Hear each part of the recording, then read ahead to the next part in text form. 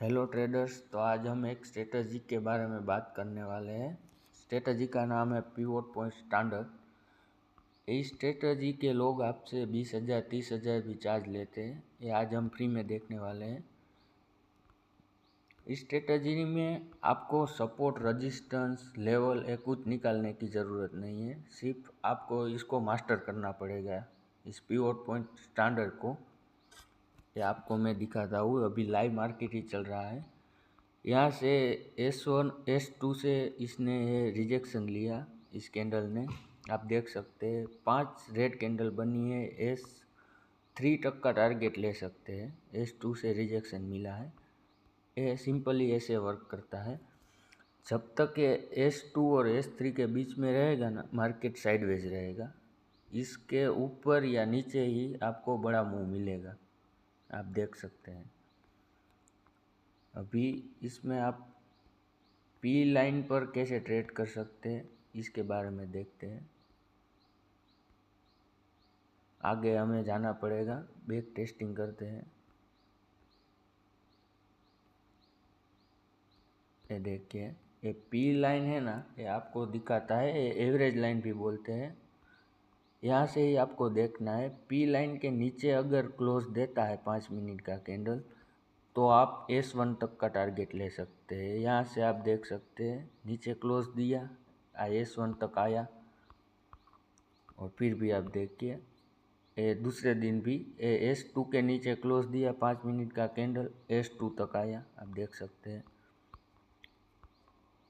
ऐसे ही आपको इस पर काम करना है। बहुत अच्छा प्रॉफिट देती है स्ट्रेटजी।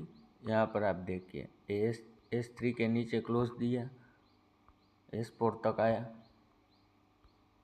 आप देख सकते हैं।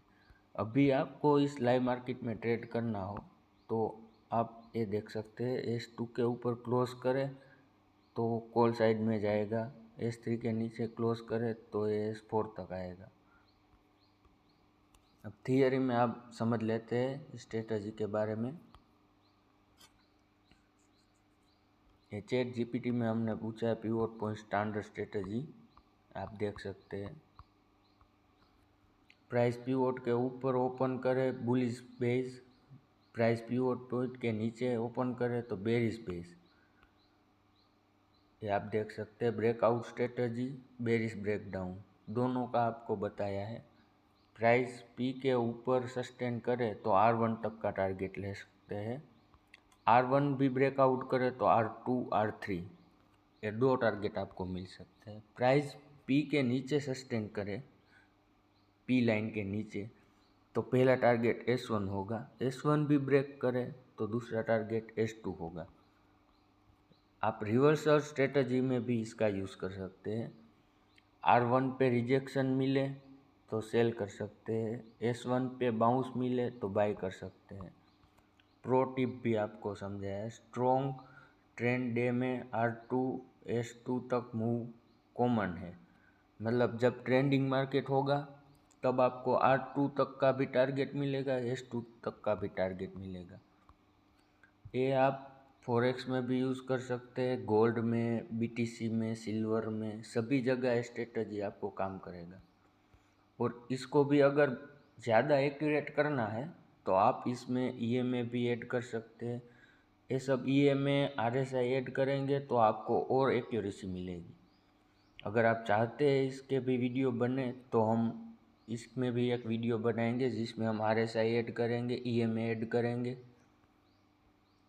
आप लाइक और सब्सक्राइब करना, इससे हम एक और वीडियो डालेंगे इस स्ट्रेटजी का, जो बहुत बढ़िया होगा।